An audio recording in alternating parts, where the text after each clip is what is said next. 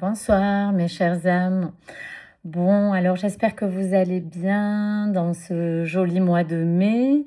J'aurais voulu vous parler dans cette vidéo du mental. J'avais déjà fait une vidéo, je crois, l'année passée sur le mental, mais là j'avais envie d'y revenir dessus parce que j'ai encore des prises de conscience, des révélations même, hein. Ces derniers temps, je crois qu'avec cette lune en scorpion, c'est un petit peu le sujet de la lune, hein. On est encore dans les énergies de la lune en scorpion. Et c'est vrai que je vois pas mal de personnes qui ont des révélations et dont je fais partie. Donc je voulais vous parler dans le parcours flamme jumelle, ce parcours qui est un parcours alchimique. Et quand on dit alchimique, on parle bien évidemment de transformation. C'est un lien qui est amené à se transformer. C'est un lien qui est amené à se transformer pour représenter un couple, pour être un couple. Et c'est vrai que toute la période de séparation est compliquée. Et j'aurais voulu parler du mental parce qu'on parle beaucoup des émotions, on parle beaucoup de l'âme, de ce qu'elle est venue faire. Et le mental, c'est vrai qu'on le laisse un petit peu de côté, alors que c'est souvent lui qui nous enferme. Alors, le mental, il est vraiment mis à rude épreuve sur ce parcours parce que on va dire qu'il y a des obsessions, il y a des boucles, il y a des projections, il y a de la confusion entre l'intuition et la pensée. Quelquefois, on ne sait pas si c'est des peurs ou si c'est des intuitions. On ne sait pas si c'est ce qu'on discerne ou si c'est une histoire qu'on se raconte. En fait, et puis il y a des difficultés à incarner ce lien dans la matière. Le mental, en fait, cherche des réponses là où il faudrait ressentir et incarner. Donc, côté de chaser, donc vous certainement qui regardez la vidéo, enfin, je sais que j'ai aussi des runners qui regardent, mais c'est beaucoup souvent les chasers.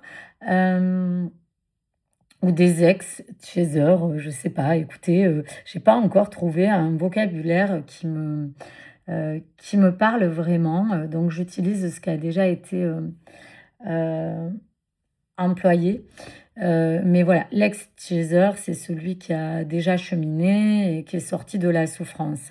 On est chaser quand on est encore dans le mécanisme d'épuration et donc de la souffrance. Bon. Donc, même si vous en êtes sorti, je vais utiliser ce terme pour que tout le monde comprenne. Donc, le chaser va être dans une hyperactivité mentale, dans un besoin de comprendre. Il va souvent décortiquer ce qui se passe, analyser les textos, regarder le moindre détail pour comprendre ce qui se passe dans cette relation. Euh, et puis, il est très attaché à cette histoire et très attaché au lien. Le runner, lui, il est dans un mental intermittent. C'est-à-dire qu'il est en capacité de couper son émotionnel et donc son mental en faisant des activités ou en se perdant dans autre chose, hein. Alors que le chaser, lui, même s'il a une activité, il va tourner en boucle dans sa tête, il va être dans des obsessions, il va regarder où il en est par le biais de guidance ou par le biais de ses intuitions, où il va en tout cas chercher à avancer, à comprendre ce qui se passe. Le runner, lui, il est plutôt dans quelque chose de rationnel, mais il va se couper émotionnellement et il va être en capacité de couper son mental parce que c'est programmé comme ça dans ce parcours. C'est-à-dire qu'il y a il y a un programme, hein, voilà, qui est avec des plans différents, avec des stratégies différentes du lien. C'est comme ça. Et c'est vrai que côté runner, ils ont un mental qui reviennent à des moments, ils peuvent penser à vous, mais ils vont faire en sorte de couper. Des fois, ils y arrivent, des fois non, mais ce sont de bons résistants. Ils arrivent à résister, donc finalement, il y en a un qui pense trop et l'autre qui pense juste pour fuir, en fait. Mais en réalité, les 2 fuient parce que, le chaser, il se fuit lui-même et le runner, lui, il fuit l'autre. On va dire que c'est ça. Alors du coup, le runner, lui, il va pousser, le chaser à se regarder et à à être plus concentré, sur lui ou elle. Mais c'est vrai que, voilà, quand on est dans ces phases, c'est loin d'être facile. Et donc je voulais parler de neurodivergence avec le lien d'âme parce que, actuellement, je suis, comme je vous l'avais dit dans d'autres vidéos, je suis en train d'essayer de comprendre, comment fonctionne, la neurologie, on va dire, le cerveau de l'être humain, mais notamment dans ces chemins, dans ces parcours de couple qui se transforment au fur et à mesure, de ce lien qui se transforme au fur et à mesure pour être un couple. Et donc, c'est vrai que, ces histoires de TDAH, d'HPE, HPI, amplifient ce vécu du lien et c'est vrai que je me rends compte qu'il y a beaucoup de personnes qui viennent me voir et qui me disent qu'elles ont été diagnostiquées. Et moi, c'est quelque chose que j'avais mis de côté et en ce moment, je suis sur un travail avec une psychologue clinicienne qui m'a diagnostiqué TDAH et aussi, je travaille avec Cécile Ricolo, que vous avez sur YouTube, je pense que vous connaissez déjà, et qui est hypnothérapeute, praticienne. Et euh, c'est très intéressant. Vraiment, j'ai fait une séance et je peux vous dire que je sens que ça fait avancer des choses sur le plan vraiment du mental, en tout cas chez moi. J'ai aussi envoyé des gens où il y a eu des bons retours, donc c'est pour ça que je vous en reparle. Donc, euh, les troubles comme ça nous amène à être dans des désorganisations mentales qui impactent la relation. Le système nerveux, il se dérègle et il peut être instable. Et ce n'est pas, en fait, là, j'avais envie de parler de ça parce que le lien flamme jumelle est un lien spirituel, un lien vibratoire, énergétique. Et c'est vrai qu'on a souvent tendance à mettre l'accent sur tout ça. Mais ce n'est pas que ça, c'est aussi neurologique. C'est aussi mental, ce lien. Et donc, ça va venir nous donner des réponses, tout ça, sur le yin, sur le yang, qui est une structure interne de ce lien. Et c'est vrai que j'avais pas pensé à ça, que le yin et le yang, il est dans notre énergie, puisque c'est une énergie, mais il est aussi au niveau neurologique. C'est-à-dire, c'est ce qu'explique Cécile Auricolo dans ses vidéos, on a une partie masculine et féminine au niveau de notre mental, au niveau de notre cerveau aussi. Il y a une partie plus intellectuelle, plus peut-être organique, et puis une partie plus spirituelle, émotionnelle, artistique, vous voyez. Et du coup, c'est vrai que c'est intéressant d'aller voir tout ça. Donc, l'hypnothérapie, l'hypnose régressive peut être vraiment intéressante pour réguler le mental, notamment sur ces troubles neurologiques, déjà parce que, bon, je vous raconterai après ce que ça m'a apporté sur le plan personnel, mais je pense vraiment que ça va réguler le mental déjà et que ça va avoir un impact sur votre autre.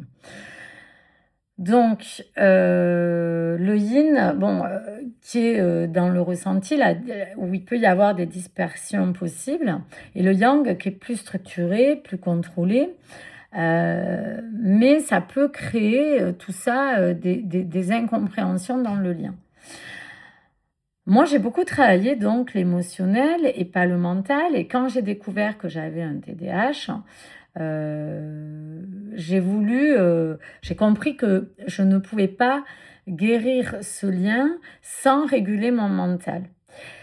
Et d'ailleurs, j'ai eu des moments dans mon parcours où j'ai eu des problèmes digestifs et je me suis rendu compte que c'était le nerf vague.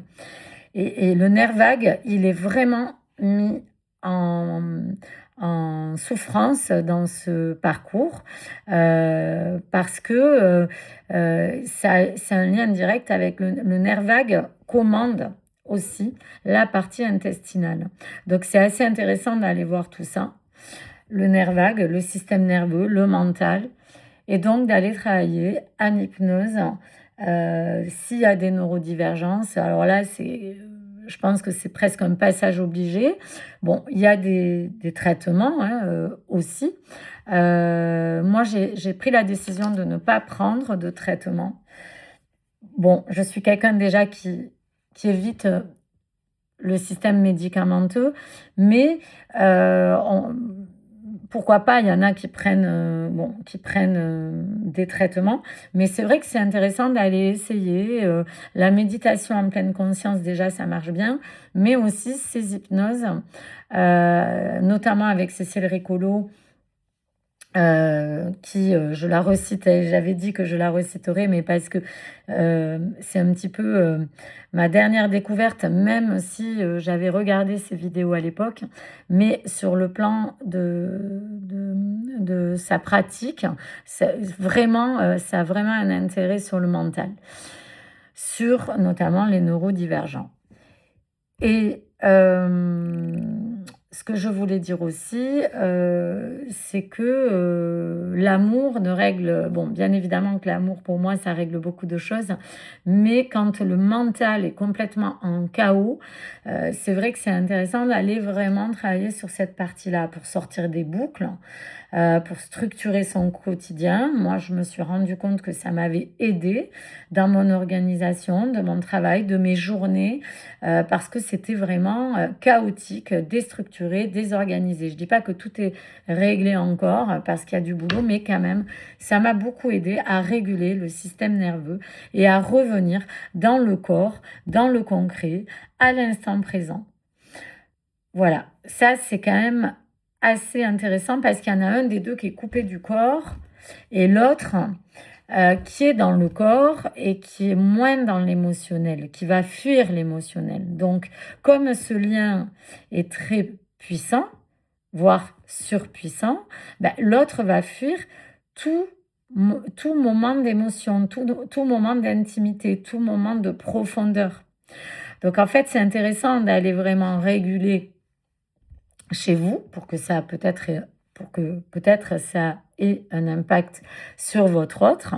Et puis, une fois que vous serez en communication avec votre autre et que votre autre aura compris, ou s'il a compris qu'il était dans un lien avec vous, peut-être lui proposer de faire un travail sur sa partie HPI, enfin voilà, c'est intéressant, enfin, que ce soit l'un ou l'autre, mais c'est intéressant d'aller travailler sur le mental et sur le cerveau, sur le plan neurologique. Voilà, parce que ce parcours, il est aussi neurologique, c'est ça. Je voulais expliquer aussi que ça m'a aidé aussi à comprendre ma polarité parce que tout le long de mon parcours, j'arrivais pas à discerner si j'étais yin, si j'étais yang. Ce qui est intéressant, c'est que sur le plan astrologique, on m'avait dit que j'étais yin et finalement ça ressort en psychologie et ça ressort aussi en hypnose. Pardon, oui, yin. Voilà, donc c'est assez intéressant de faire cette pratique aussi pour éclaircir ce paramètre-là. Parce que même si le parcours se fait de lui-même, j'avais dit dans une vidéo que c'était pas si important que ça de savoir. Mais là, je me dis, en ayant fait cette découverte, que ça fait quand même avancer pas mal de choses. Ça permet de moins être dans le doute, déjà, parce que le doute n'a pas de place sur ce parcours. Tant qu'il y a du doute, ça n'avance pas. Et c'est vrai que on est quand même pétri de peur et de doute dans ce parcours.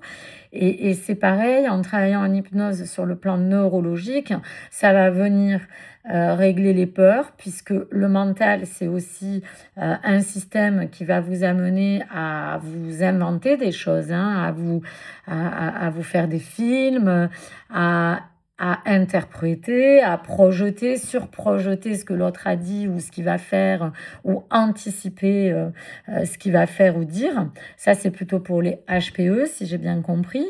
Mais voilà, de toute façon, on est quand même amené à aller dans les extrêmes, dans le lien, et sur le plan neurologique aussi. Donc en fait, c'est intéressant d'aller faire un travail là-dessus. Voilà, c'est ce que je voulais partager aujourd'hui. Euh, Ce que je voulais dire aussi, c'est que j'ai eu une canalisation et que sur l'énergie des 15 jours qui vont arriver, il y a, j'avais tiré une carte du tarot de Marseille et il y avait la justice qui était sortie. Donc, c'est marrant parce que c'est aligné avec ce sujet dont je vous parle aujourd'hui. Et donc, ça parle de rééquilibrage du mental et de l'émotionnel qu'il va y avoir sur ce mois de mai, notamment sur les 15 jours qui arrivent, voire les 3 semaines. Bon, c'est pas ultra précis, on sait que le temps, c'est compliqué en médiumnité, en guidance, etc. Donc, de toute façon, dans le parcours, on est amené à travailler sur le temps et à se détacher du temps, même si on est obligé de vivre avec quand même, dans le réel, dans le concret. Mais voilà, c'est aussi un piège de donner des dates, des datations. Mais voilà, là, il y a un rééquilibrage mental et émotionnel, peut-être des prises de décision lucides qui vont avoir lieu, un retour à une vérité intérieure parce qu'il va y avoir pas mal de révélations avec cette lune en Scorpion, c'est-à-dire que la vérité ne va pas être évitée.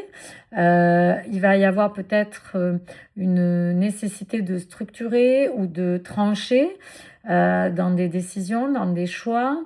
On va peut-être sortir du flou, on va peut-être entrer dans une clarté mentale justement, ou poser des limites. Voilà. Voilà ce qui est ressorti.